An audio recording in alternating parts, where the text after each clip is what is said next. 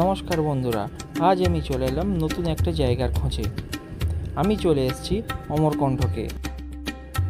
এই জায়গাটি অবস্থিত মধ্যপ্রদেশে, জব্বলপুরের কাছে।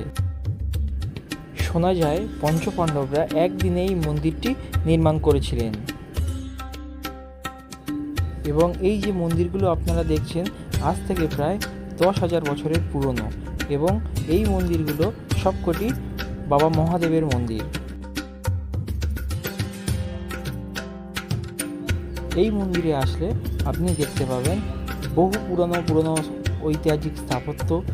এখন থেকে প্রায় 10 থেকে 12,000 বছর পুরনো এই সব মন্দির এখনও পর্যন্ত অটুট এবং একই সমানভাবে দাঁড়িয়ে আছে।